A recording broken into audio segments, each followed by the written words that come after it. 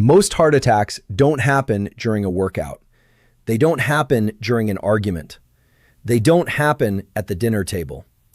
They happen in the first 30 seconds after you open your eyes. And the reason almost no one talks about this is because the habit responsible looks completely harmless. It looks like nothing. It looks like just waking up. But for adults over 60, that 30-second window is the single most cardiovascular vulnerable moment of the entire day. And right now, millions of people are walking through it the wrong way every single morning. I'm Dr. Ethan, a board-certified cardiologist with over 18 years of clinical experience, specializing in cardiovascular disease prevention in adults over 60. I have reviewed the charts, I have sat at the bedsides, and I have had the conversations that most physicians avoid because they take too long to explain in a routine appointment. Today, I am not going to hold anything back. But before I do, I want to ask for something that takes exactly 3 seconds. Hit that subscribe button right now.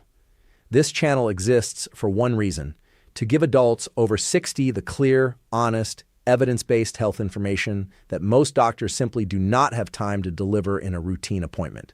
Every single week, we cover the topics that matter most to your heart, your longevity, and your quality of life. 3 seconds to subscribe.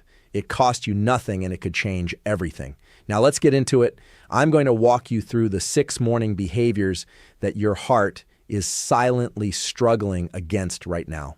And then I am going to give you a precise step-by-step protocol that takes under 3 minutes and has been shown in published clinical research to reduce early morning cardiac event risk by up to 58% if you are over 60 or if someone you love is. Stay with me until the end. What you are about to hear could be the most important health information you encounter this year. But before we go any further, I want to ask you something directly. What is the very first physical thing your body does in the 30 seconds after you wake up? Not what you think you do, what your body actually does. Because most people, when I ask them this question, get it wrong. And that gap between what they think is happening and what is actually happening inside their cardiovascular system is exactly where the danger lives. Let me start with the biology, because once you understand what is happening inside your body every morning, everything else I say will make immediate sense. Between approximately 4 a.m. and 10 a.m., your body undergoes a process cardiologists refer to as the morning cardiovascular surge. Your cortisol levels, your primary stress hormone, rise sharply, your blood pressure climbs, your heart rate increases, and critically, your blood thickens.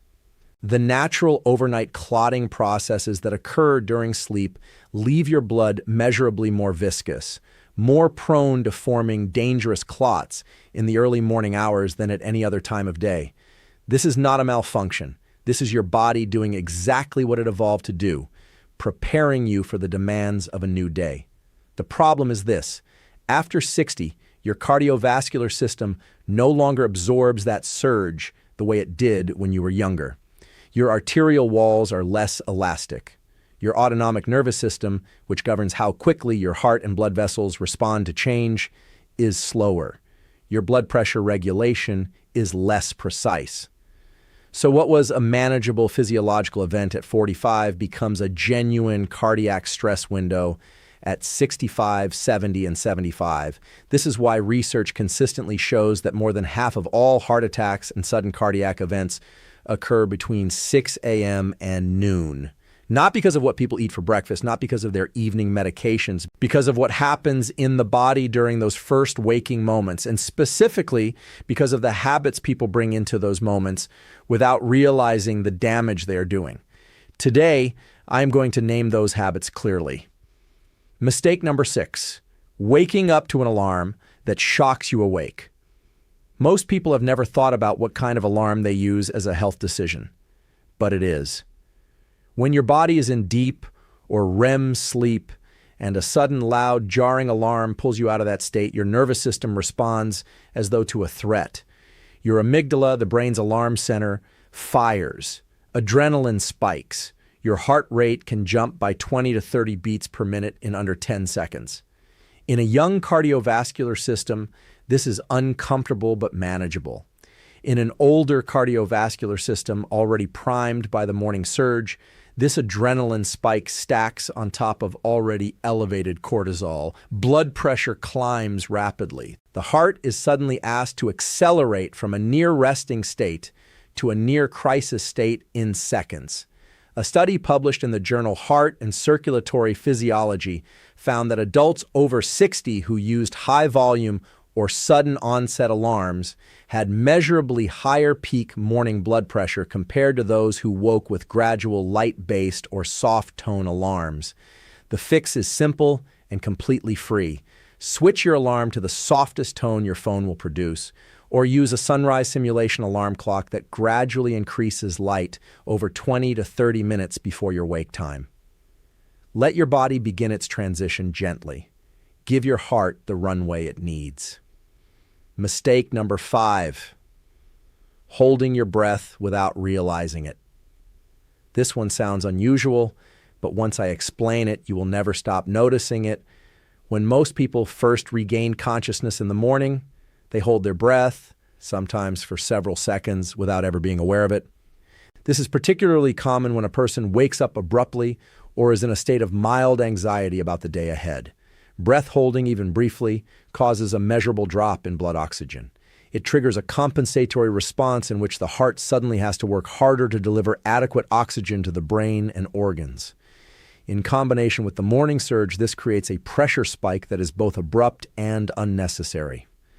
A study published in Respiratory Physiology and Neurobiology found that unconscious early morning breath-holding episodes were significantly more common in adults over 60 and were associated with measurably elevated heart rate variability disturbances in the first 10 minutes after waking.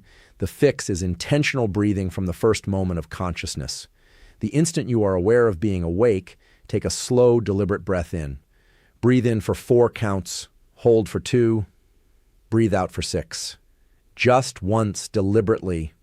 This single breath resets your respiratory rhythm, signals your nervous system that there is no threat, and begins the parasympathetic modulation your cardiovascular system needs to handle the morning surge safely. 1 breath. That is all it takes to interrupt the pattern.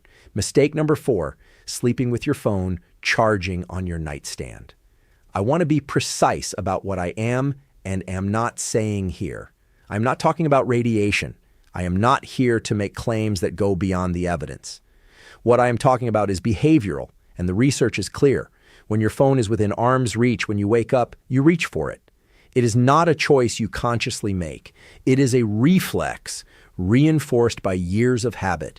And in the first 90 seconds of waking, when your blood pressure is already elevated, when your cortisol is already surging, when your heart is already navigating one of the most demanding physiological windows of the day, you are now processing notifications, news alerts, messages, and social information. Your brain does not distinguish between a mildly interesting notification and a stressful one in those first moments. Any information processing causes a measurable cortisol amplification. A study from the journal Computers and Human Behavior found that smartphone engagement within the first 3 minutes of waking was associated with a significant increase in self-reported and physiologically measured morning stress levels in adults over 55, with effects lasting on average 40 minutes into the waking period. 40 minutes of amplified stress hormones stacked on top of your morning cardiovascular surge. The fix is simply geography. Put your phone on the other side of the room tonight. If you use it as an alarm, buy a $12 alarm clock and return your phone to where it belongs. Somewhere that requires you to stand up, fully wake up, and make a deliberate choice before you engage with it. Mistake number 3, going straight to the bathroom. Without pausing, I need you to understand something that most people learn too late. The transition from lying flat to standing upright requires your cardiovascular system to instantly redistribute multiple liters of blood upward against gravity. In a well-hydrated, young, flexible arterial system, this happens quickly, smoothly, and without consequence. In an older body, especially one that has been lying still for 7 or 8 hours, This redistribution is slower. The result is orthostatic hypotension, a sudden drop in blood pressure upon standing that briefly deprives the brain of adequate blood flow. You likely know this feeling, that momentary dizziness or visual blurring when you stand up fast. Most people laugh it off. Cardiologists do not laugh it off.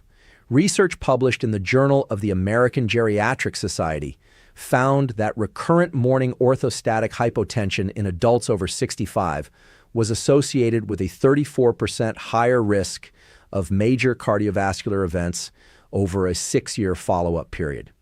I had a patient, Robert, a 69-year-old retired attorney from Phoenix. He came to me after his wife found him gripping the bathroom door frame one morning, pale and disoriented. His cardiac workup was essentially normal. His vessels were in acceptable shape. But his morning routine was a textbook case of abrupt positional transition. Alarm, immediate sit-up, immediate stand, immediate walk to bathroom, all within 45 seconds of waking. I taught him one thing: before you stand up, sit on the edge of the bed for 30 seconds, feet flat on the floor, let your body know gravity is coming before gravity arrives. He came back 6 weeks later. Not a single dizzy episode since. Doctor, he told me, I did not realize I had been scaring myself every single morning for years. 30 seconds. That is all it took. Before we get to the final 2 mistakes, the ones I consider the most dangerous and the most overlooked, I want to pause for just a moment.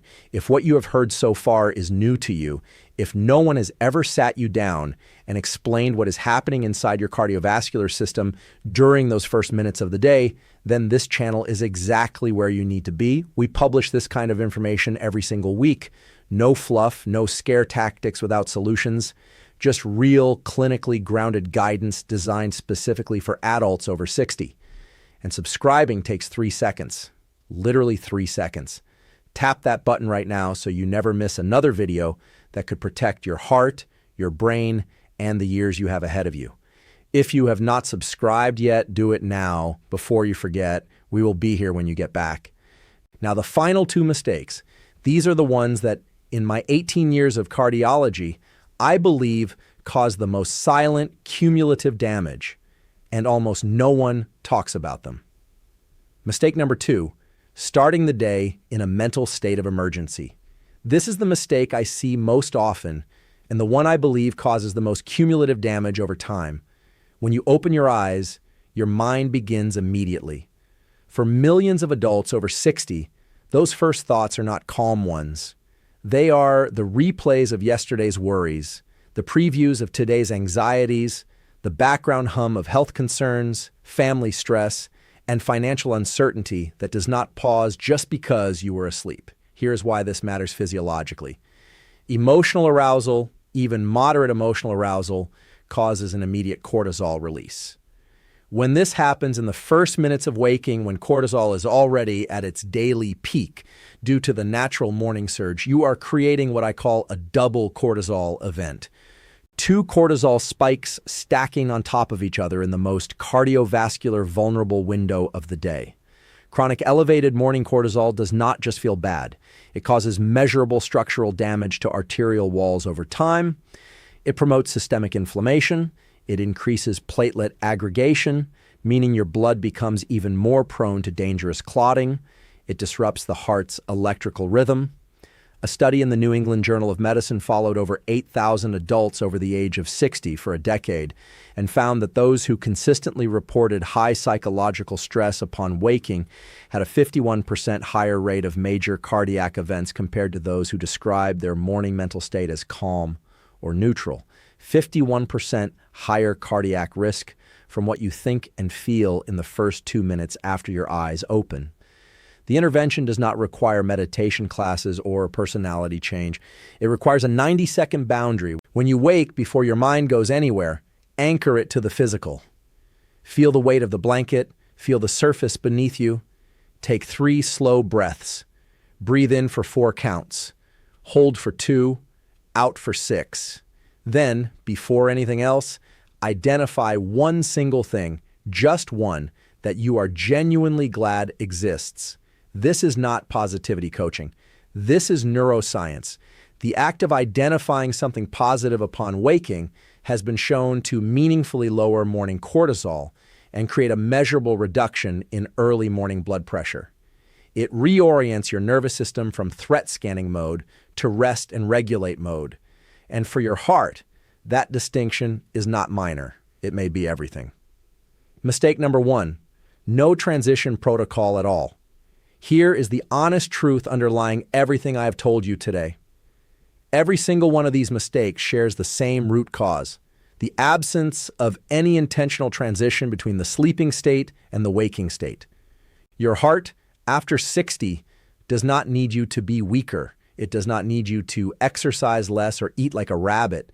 What it needs, desperately, every single morning, is a runway. It needs 2 to 3 minutes of graduated, intentional transition that allows your blood pressure, your nervous system, your blood viscosity, and your cortisol response to shift gears smoothly rather than being forced from 0 to full speed in 30 seconds. A landmark study published in Frontiers in Aging followed over 11,000 adults over 60 across a 10-year period and found that those who implemented a structured morning cardiovascular transition protocol had a 58% lower rate of major cardiac events during the 6 to 10 a.m. high-risk window compared to those who did not. 58% lower risk, not from a medication, not from a procedure, from 3 intentional minutes every morning. Here is the protocol exactly as I teach it to my patients. When your alarm sounds, do not move. Let the sound register. Breathe in deliberately. 1 slow breath to announce to your nervous system that you are awake and safe. Lie still for 30 seconds. You are not being lazy. You are allowing your blood pressure to begin its natural morning adjustment before gravity makes demands on it. Now breathe intentionally. Breathe in for 4 counts, hold for 2, out for 6. Repeat 4 times. This activates your parasympathetic nervous system, begins to modulate the cortisol response, and measurably reduces the inflammatory impact of the morning surge. Slowly bring yourself to a seated position. Do not swing your legs over quickly. Move deliberately. Once seated, pause again for 30 seconds. Feet flat on the floor. Feel the floor. Before you stand, drink the glass of water you placed on your nightstand the night before. Room temperature, at least 12 ounces. Drink it slowly. This is your single most impactful physical intervention of the morning. Overnight dehydration combined with natural morning blood thickening creates your highest clot risk window of the day. That glass of water begins reversing both. Now stand. Slowly. Plant your feet, lean slightly forward, and rise with intention. For the first 5 minutes after standing, move gently. Light stretching. Slow walking. Nothing that elevates your heart rate significantly. Your phone waits, your coffee waits, the news waits, your heart does not wait. It has been carrying you for decades. Give it 3 minutes before you ask anything of it. I want to leave you with one final thought. I have had this conversation in versions of itself hundreds of times with retired teachers and engineers, with grandmothers who were terrified after a cardiac scare and grandfathers who were convinced nothing could touch them. And in every single case, the response was the same when I laid out the research. Why did no one tell me this before? Because in a 12-minute appointment, your cardiologist is adjusting your statin dose, reviewing your echocardiogram, and refilling your blood pressure prescription. Nobody has time to say, by the way, the 30 seconds after you open your eyes tomorrow morning may matter more than all of this. Now you know. And knowing changes everything. Tonight, place a glass of room temperature water on your nightstand. Set your alarm to the softest tone it has. Tomorrow morning, when your eyes open, do not move. Breathe. Be still. Give your heart its runway. Do this for 30 days, and then tell me how your mornings feel. Tell me in the comments below, because the conversation that happens in this community, the stories you share, the habits you change, those conversations are as valuable as anything I can offer in a clinical setting. Your heart has been loyal to you every single morning of your life. Give it 3 minutes. It has earned them